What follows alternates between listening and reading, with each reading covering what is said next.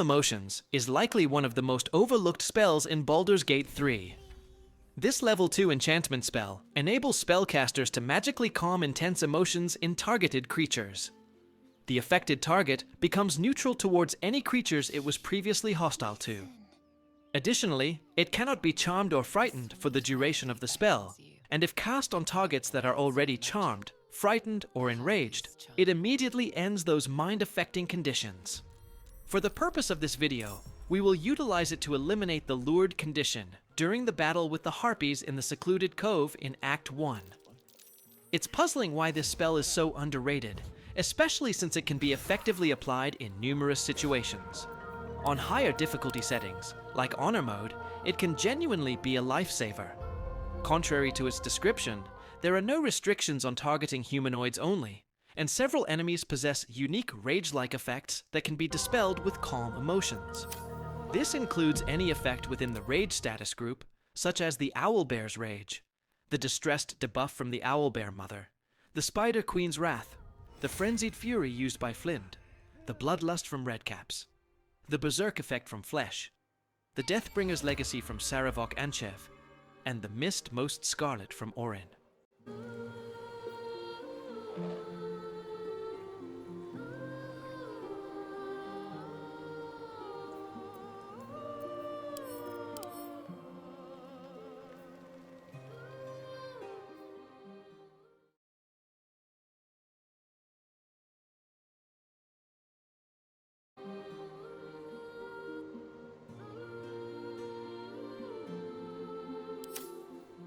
In Baldur's Gate 3, players can circumvent the usual resource limitations by utilizing various mechanical exploits, enabling them to accumulate hundreds of sorcery points or spell slots prior to a significant battle, all without the need for mods.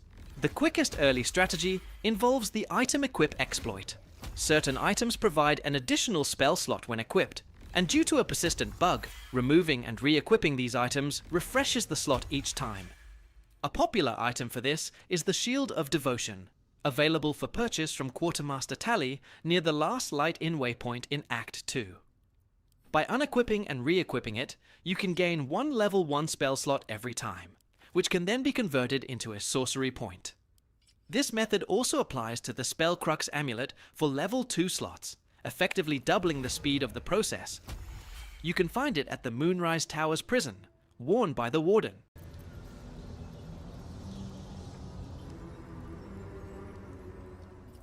And there's the Potion of Angelic Reprieve Loop, which in my opinion stands out as the most authentic feeling method.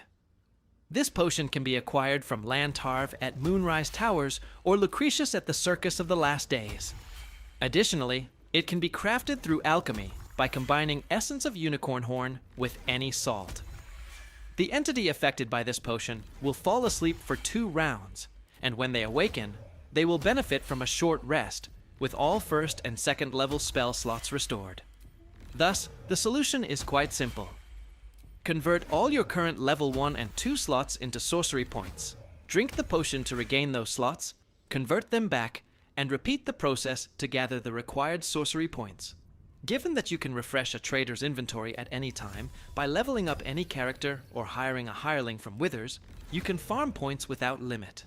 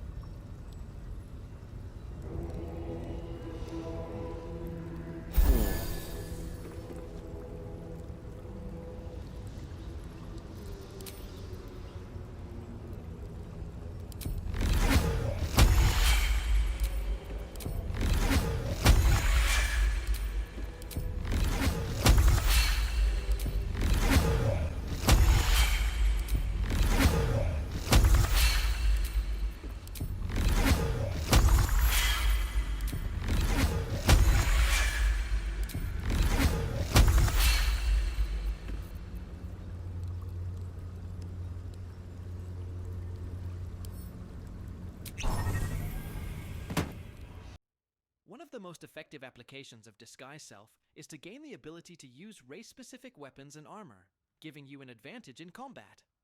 Certain weapons can only provide their unique attributes if the user belongs to a specific race. Take the famous Githyanki Greatsword, for instance. It possesses the Githborn Psionic Weapon attribute, which allows its wielders to inflict an extra 1d4 psychic damage. But this attribute is only granted if the wielder is a Githyanki. In this case, I'm using it with Lae'zel, and the psychic damage shows up instantly.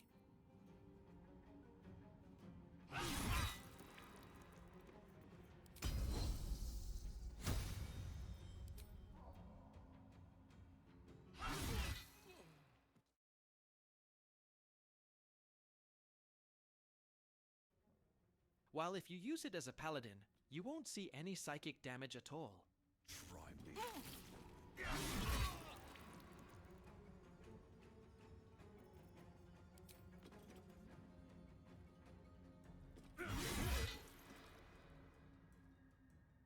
However, by becoming a Githyanki, you can fully exploit this sword. For example, here's Shadowheart in the form of a Githyanki.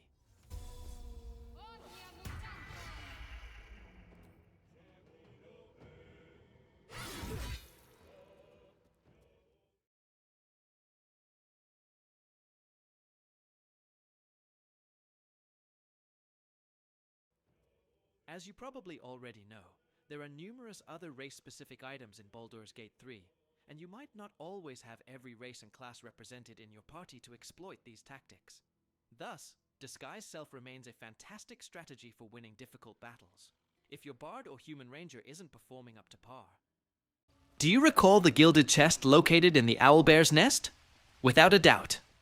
We all took our share of radiant damage while attempting to open it. We will demonstrate a little trick that allows you to leverage the 4d6 radiant damage from the gilded chest's protective shield to wipe out a swarm of goblins in the goblin camp, all without a fight or even making them aggressive.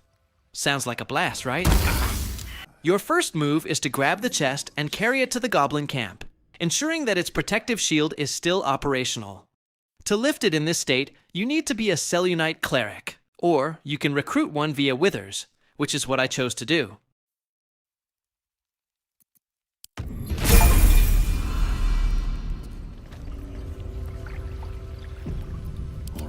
What now? Moon Maiden's Crease. It's open. Your next move is to sell the chest to Gret the Trader after entering the goblin camp. This way, the chest becomes goblin property. And now comes the tricky part. If you successfully pickpocket Gret, stealing back the chest, all you need to do is to drop down the chest wherever you want, and simply watch how the goblins will try to reclaim it, just to get burned to ashes. Undoubtedly, some of them will achieve successful saving throws, but all you really need to do is relocate the chest around the camp as many times as you like. By far and wide for great glory. Draw Raxlin's best acres of blades in the goblin.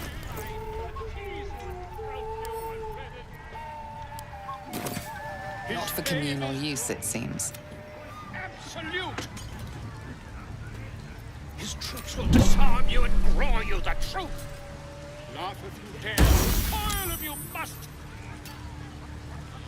A new age is dawning with goblins and trust. Mountains, great mortals, by far and wide for great glory. Draw Raxlin's best bakers a blade in the quarry. Be you beguiling? Or be you beheaded? Goblin kind will tease you and sprout you and redded. His name is Draw Raxlin, his voice. A new age is dawning with goblins and trust. Mountains, great mortals, all hinders to quake. The true souls are... Who wants to have a drink? Goblins.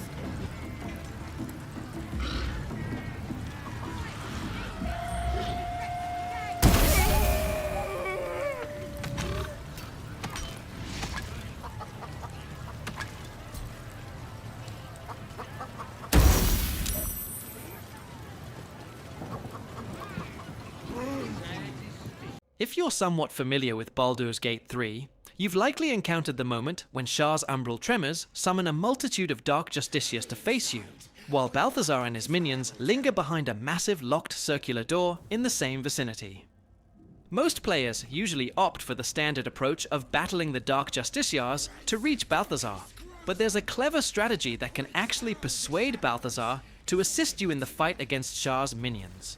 To achieve this, simply cast the knock spell on the locked door, which typically necessitates a DC 30 roll to unlock.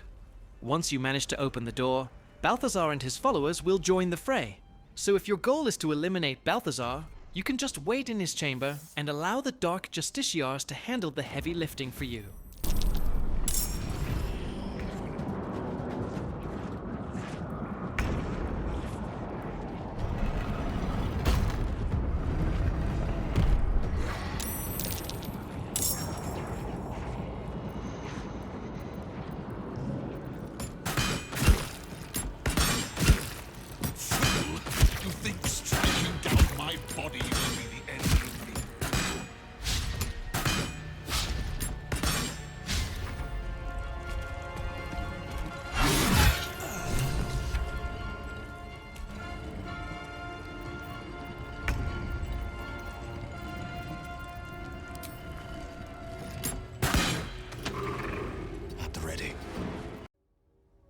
As you might already be aware, in Baldur's Gate 3, you can disrupt an enemy's concentration by inflicting damage, which compels them to make a Constitution saving throw. While high damage strikes are useful, delivering several low damage blows, such as with Magic Missile, proves to be more effective since each damage instance requires a separate saving throw.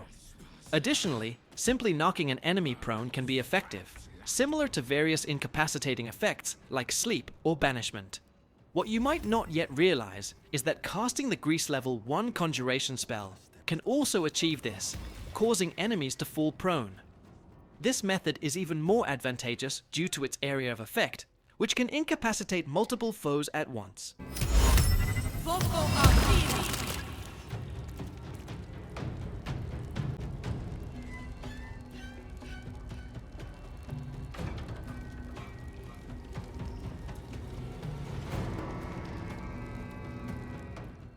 To take down Raphael in Baldur's Gate 3 with a single blow, players generally use a combination of vulnerability debuffs and powerful burst damage setups, like the Eldritch Blast machine gun that capitalizes on stacking charisma modifiers and additional actions through Sorcerer or Warlock builds, or the Archer Slaying builds, that leverage high-level Ranger Rogue Fighter multi-classing.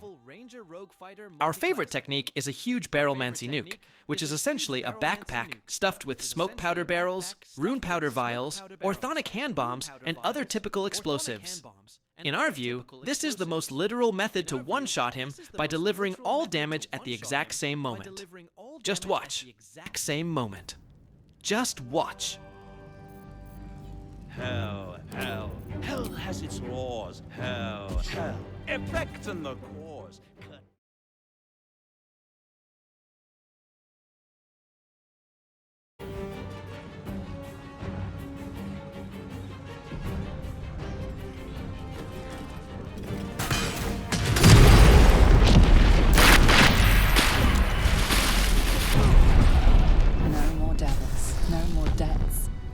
With its master gone, the house is nothing more now than an empty carcass.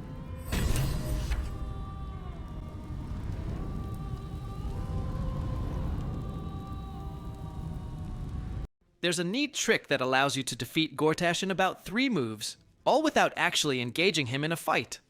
This can be a fantastic option on higher difficulty levels, or if you're not on your first playthrough and simply want to progress more quickly without going through another long and tough battle. Begin by using the improvised melee weapon to toss Gortash across the room, but before you throw him, quickly teleport to the south span of Worm's Waypoint. Once you're at the waypoint with Gortash beside you, activate the improvised melee weapon again, pull him near the ledge, and quickly cancel the action to avoid the throw. Finally, just use Shove to dispose of him. And that's it.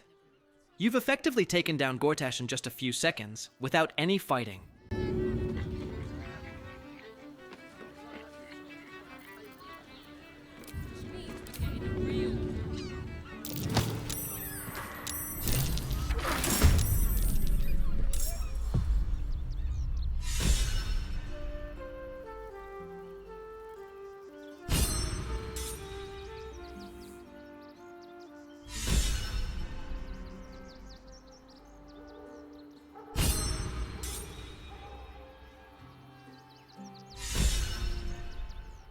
Pushing Auntie Ethel into the void is a highly effective, though somewhat cheesy tactic to defeat her in Act 1, but it does come with the drawback of losing her loot. During the encounter in her lair, make sure to position your strongest characters near the large chasm at the center of the room, and use the shove bonus action to send her over the edge. That cage won't last.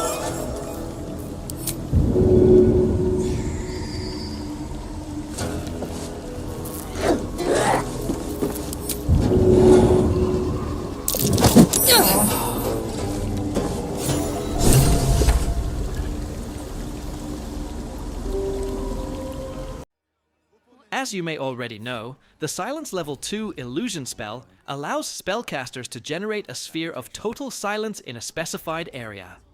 Sorcerers can utilize the subtle spell metamagic to bypass the verbal restriction, but otherwise, within this sphere, creatures cannot cast verbal spells. You can easily identify them, because if a spell is grayed out in your user interface, it can't be cast while you are silenced.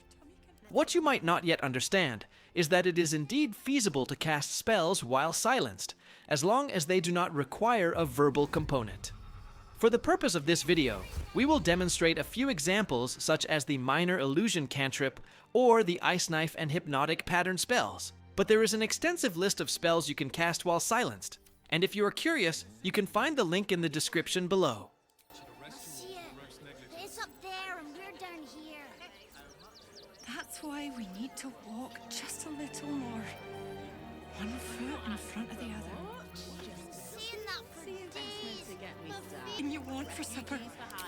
All the treats your tummy can handle. I'm never allowed sweet things right before bed. This one time we'll make it know that you'll be in a big, cozy bed soon.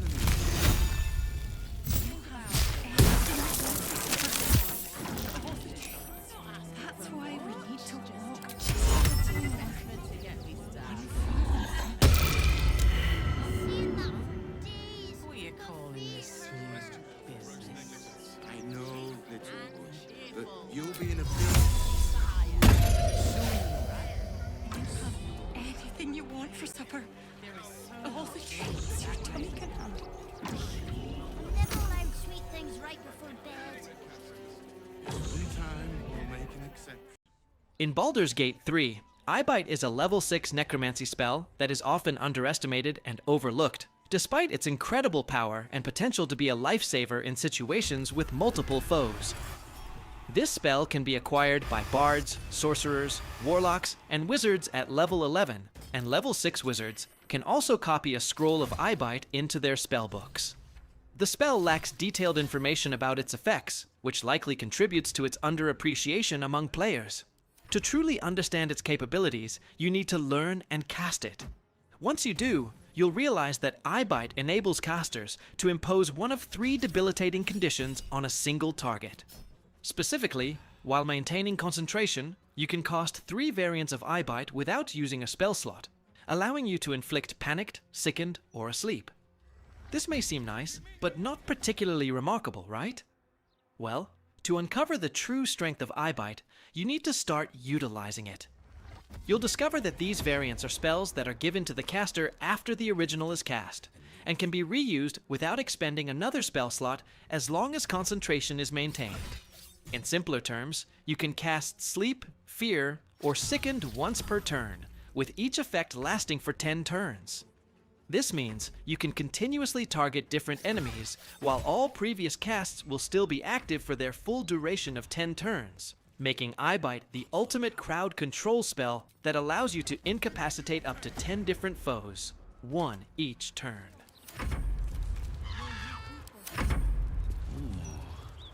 Still breathing, despite everything.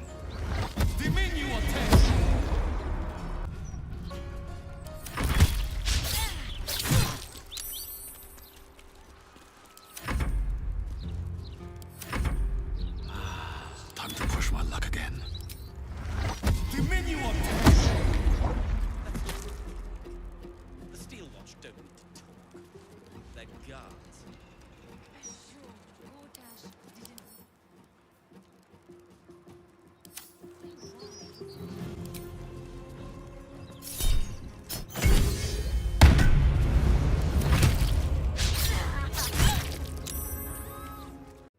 As you may already be aware, the Twist of Fortune is a rare +1 Morningstar that can be acquired from Geringo the Thorm at the Reithwin Tollhouse during Act 2.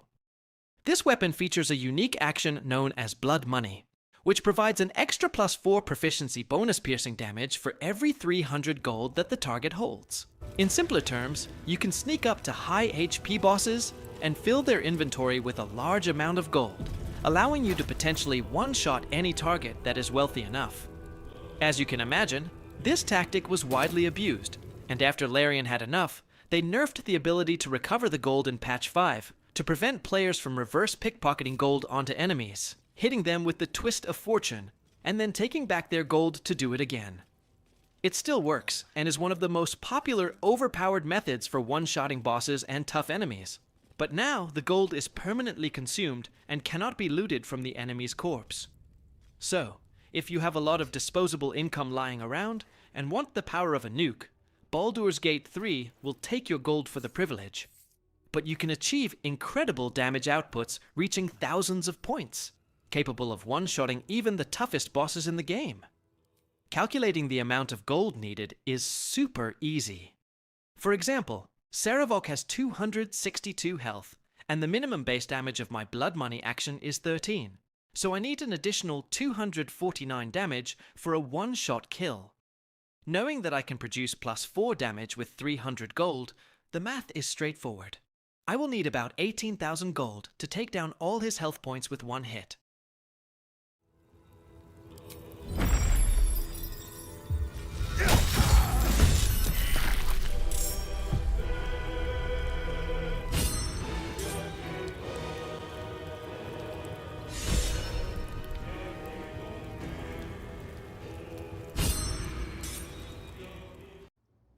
As you likely already know, there are 3 rune powder barrels in Baldur's Gate 3. One is positioned next to Philomene and Grimforge, while the other 2 are located in Angliron's cellar in Rivington. Recently, one of my subscribers reached out with a question about the best times and places to deploy these rune powder barrels, so I'm in the process of creating a video that will highlight at least 4 or 5 different locations and scenarios. For now though, let me share a quick example.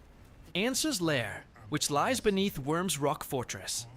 This encounter is among the toughest in the entire game, and whether it's your first time playing or not, leveraging those rune powder barrels against Ansur is certainly a smart strategy if you wish to bypass a long and challenging battle, or if you simply want to progress more swiftly. In this video, you can see how I defeated Ansur with literally one move, utilizing what I like to call a backpack bomb. A backpack loaded with rune powder barrels and various explosives.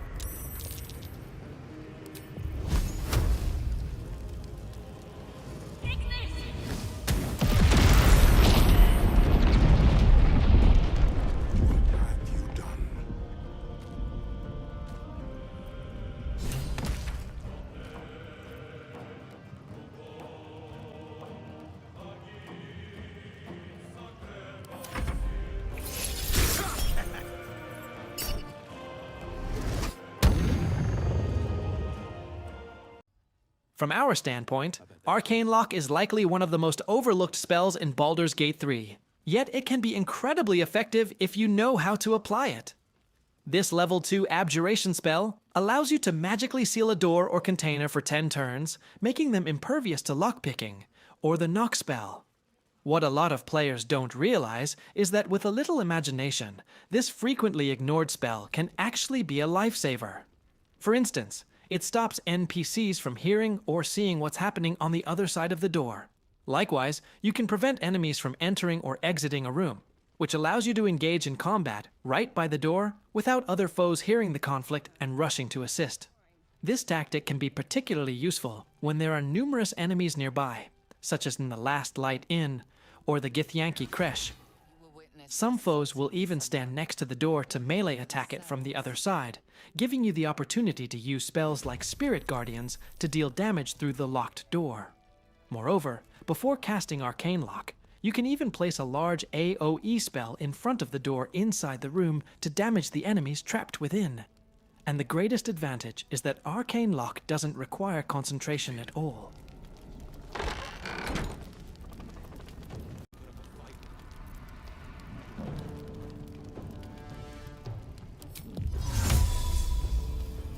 In excessus.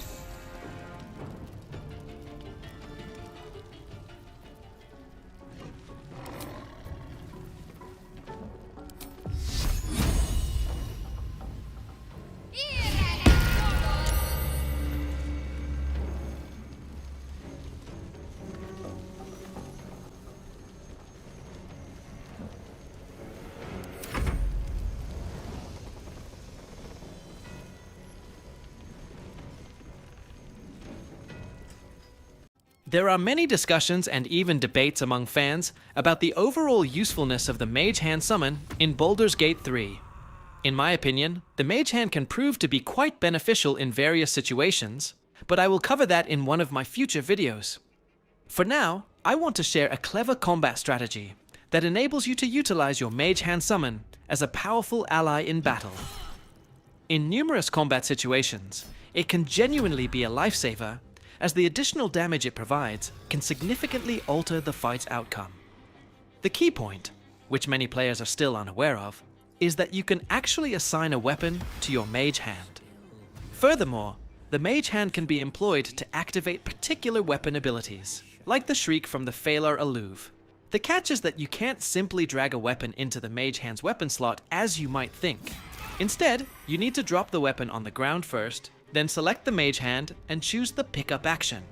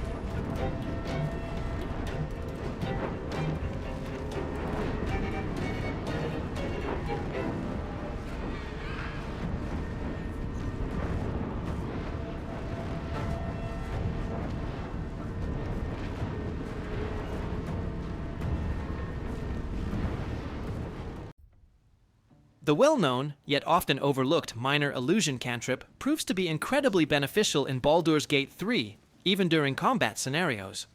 Its true power lies not in dealing direct damage in a turn-based fight, but rather in pre-combat preparation and manipulating the environment.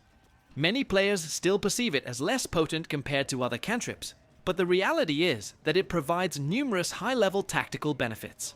For instance, in battle, casting it compels enemies to redirect their attention towards the illusion.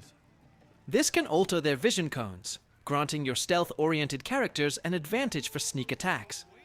Additionally, you can entice foes towards ledges, chasms, or dangers, such as the heavy hammer found in the Adamantine Forge, for example.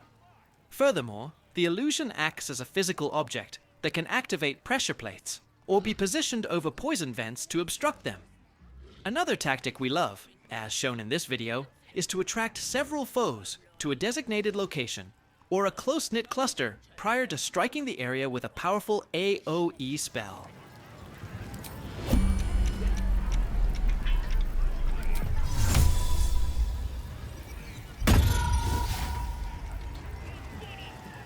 Sharp sharp as ever.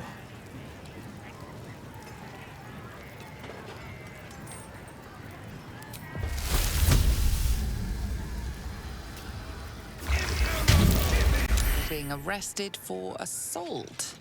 Judging by the look on this guard's face, you're getting off lightly.